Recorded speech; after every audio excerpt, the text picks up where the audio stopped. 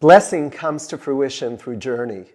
The journey may be as simple as lighting Shabbat candles, or it may be as complicated as leaving the comfort of one's home to discover new worlds. Either way, that which is familiar is left behind, and a new reality challenges one to grow, and thus to earn God's blessing. Such is the challenge of this week's Parashat. Parashat Behukotai, which forms the epilogue of Vayikra, opens with the promise of God's blessing and the imagery of a journey. If you walk in my laws, im behukotai telechu ve'et mitzvotai tishmeru v'asitem otam, says God to the Jewish people, and faithfully observe my commandments, I will grant your rains in their seasons so that the earth will yield its produce. Unatati gishmechem bi'itam v'natna ha'aretz yevula ve'etz hasadeh yiten peryo. The theme and language of this verse evokes God's call to an individual, Abraham, in Genesis 12. There, God also makes a promise of blessing, and Abraham, responding to God's command, Lech Lecha, leaves his homeland. By remaining in the same physical place, the promise of blessing remains precisely that, a promise. Physical movement is intimately connected to spiritual movement. Indeed, Abraham must journey from his land, his birthplace, and his father's house to realize the promise of God's blessing. In explaining the opening verse of our parasha, Rashi queries, could it be that this verse refers solely to upholding God's commandments? This one can understand from the second clause, and faithfully observe my commandments. But what is the meaning of the first clause, if you walk in my laws? This means that one should labor, even painfully, in Torah. Yachol ze kiyum ha-mitzvot, kshehu omer ve'et mitzvotai tishmeru v'asitem otam, harei kiyum ha-mitzvot amo. Hama ani mekayem im bechukotai telechu, shetiyu amelim batorah. For Rashi, then, the journey alluded to by our verse resembles the physical journey of Abraham. This journey of the mind and soul entails the same investment of self and departure from routine. One sacrifices time and other activities to become worthy of the blessing of learning. Mere obedience to the commandments is inadequate. One must invest oneself in discovering their deeper essence. The process of learning, then, becomes an indispensable part of observance. Precisely through learning Torah, one leaves the familiar and becomes challenged in ways previously not conceived. It is no wonder that Judaism refers to its system of law as halakha, the way or path. Through physical and spiritual journeys, we become not only worthy of God's blessing, but also God's closeness. The Hebrew word lalechet, to walk or embark on a journey, becomes a motif of the parsha.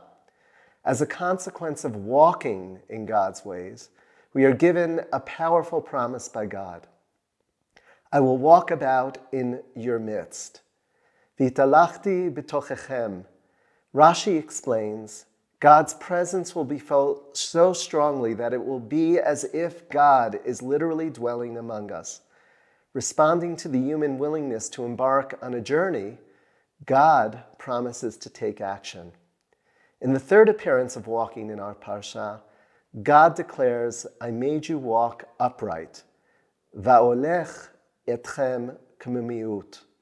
Here, lelechet refers to God's freeing the Israelites from Egypt and guiding them on a path to Torah and the land of Israel.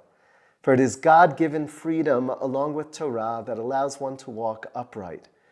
But how do we walk together with God? A fascinating midrash weaves together our walking and God's walking.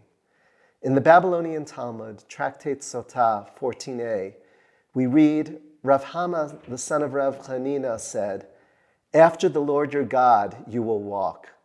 But is it possible to walk right behind the presence of God? What the verse means is that you are to follow the ways of the Holy One. God clothed the naked, the Lord God made for Adam and for his wife garments of skin and clothed them, which we read in Genesis 3:21, so should you clothe the naked. The Holy One visited the sick, and the textual proof, the Lord appeared unto him in the terebinths of Mamre, from Genesis 18:1, so should you visit the sick. The Holy One buried the dead. God buried Moses in the valley, from Deuteronomy 34:6. So should you bury the dead. The Holy One comforted mourners. And it came to pass after the death of Abraham that God bestowed blessing upon Isaac his son, from Genesis 25:11. So should you comfort mourners.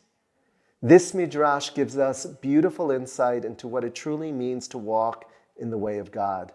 Observing mitzvot such as clothing the naked, visiting the sick, burying the dead, comforting mourners, and learning Torah are some of the opportunities we are given to walk in God's ways. Yet just as God gives us the ability to draw near through God's ways, halakha, our acts of loving kindness have the ability to draw God into our midst. As we approach Shavuot, one can think of no better heroine for undertaking such a journey than the character of Ruth. Ruth declares to her distraught mother-in-law Naomi, "For wherever you go, I will go. Ki el asher telchi elech." Ruth's absolute selflessness and loyalty and the path she chooses are reflected by the passion and awareness underlying these words. Her declaration is personal, in the singular first person, I will go. Such is the challenge of Parashat Behukotai. Like Ruth, we must be willing to embrace halakha, the way that God sets before us, following God and walking with God, and may each of us, like Ruth, have the power to declare, I will go, and to begin our journeys.